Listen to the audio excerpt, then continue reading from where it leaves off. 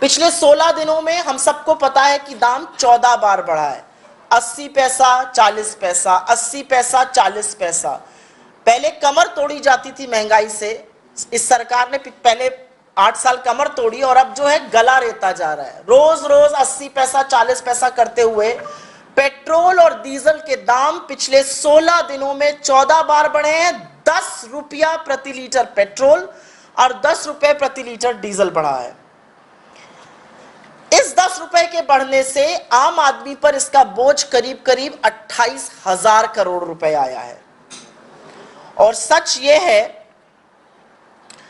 कि अगर खपत के हिसाब से देखिए कि हिंदुस्तान में कितनी खपत है पेट्रोल और डीजल और एलपीजी की, और हम आपको ये प्रेस रिलीज देंगे, इसमें सारे आंकड़े हैं, बहुत सारे आंकड़े बोलने की जरूरत नहीं है, लेकिन करीब 72,000 करोड़ रुपए वार्षिक बोझ केवल इसी से आएगा।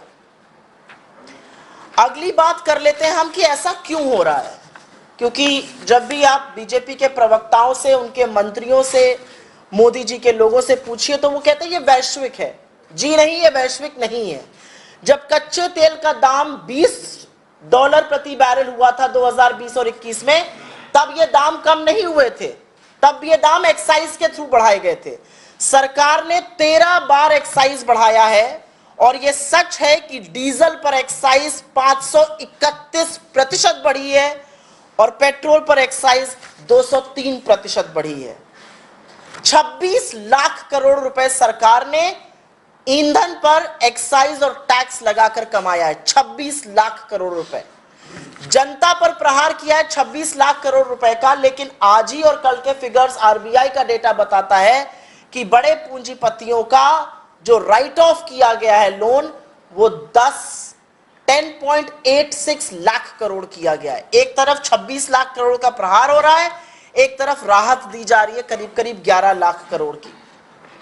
तो दिक्कत की बात यह है कि पिछले साल ही सरकार ने 4.5 लाख करोड़ सिर्फ ईंधन से कमाया, जबकि सरकार के पास वक्त था, मौका था, टाइम था, आय कम हुई है, लोगों की नौकरियां गई हैं। 84% जनता कहती है कि जो वो 3 साल पहले कमा रहे थे वो अब कमा रहे हैं, और महंगाई बढ़ती जा रही है। रसोई गैस की बात कर लेते हैं। एक तो घरेलू रसोई गैस का अभी 50 रुपए दाम बढ़ा था जैसे ही चुनाव खत्म हुआ। 137 दिन एक बार भी दाम नहीं बढ़ा, और 137 दिन बाद 50 रुपए रसोई गैस का दाम बढ़ा घरेलू का, और जो कमर्शियल सिलेंडर है उसका दाम 250 रुपए बढ़ा 1 अप्रैल को, और एक ही महीने में पहले 105 रुपए बढ़ा था।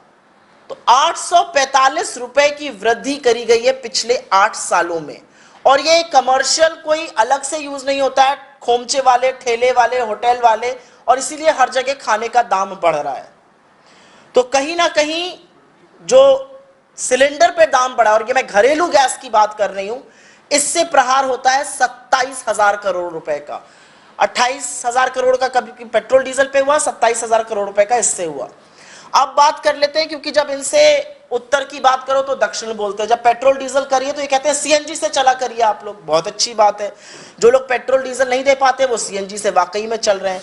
सीएनजी के दाम कल बढ़े हैं, दिल्ली में एनसीआर में कल सीएनजी के दाम बढ़े हैं, और सीएनजी के दाम करीब करीब कल 2.5 रुपए बढ़े हैं। ये 7वीं हाइक थी, और इससे सीएनजी का दाम करीब 9 रुपया बढ़ गया पिछले 1 महीने में दिल्ली शहर में। और आज दिल्ली में करीब 70 रुपए प्रति किलो के आसपास सीएनजी है, जो बाकी दूर दराज के इलाके हैं वहां पर 80 रुपए किलो पर सीएनजी बिक रही है। इस 9 रुपए बढ़ी हुई सीएनजी से प्रहार होता है 1400 करोड़ से भी ज्यादा का। 28,000 करोड़, 27,000 करोड़, 1400 करोड़, ये सीएनजी से प्रहार हो रहा है। अब पाइप नेचुरल गैस की बात कर लेते हैं। सरकार कहती है पाइप नेचुरल गैस होनी जरूरी है, क्योंकि घरेलू गैस का दाम जो है वो बढ़ रहा है, तो आप पीएनजी लीजिए। पीएनजी का दाम दिल्ली में 5 रुपए बढ़ा, नोएडा में 5 रुपए 85 पैसा बढ़ा। 14 मार्च को दिल्ली में ये 1 रुपए बढ़ा था। तो पिछले 1 महीने में इसमें 6 रुपए प्रति एससीएम, उसकी जो क्वांटिटी होती है उसको एससीएम कहते हैं, उसकी वृद्धि 6 रुपए हुई, और इससे प्रहार हुआ 961 करोड़ रुपए का। तो पेट्रोल भी महंगा है, डीजल भी महंगा है, रसोई गैस भी महंगी है, सीएनजी भी महंगी है, जो पाइप नेचुरल गैस आ रही है वो भी महंगी है।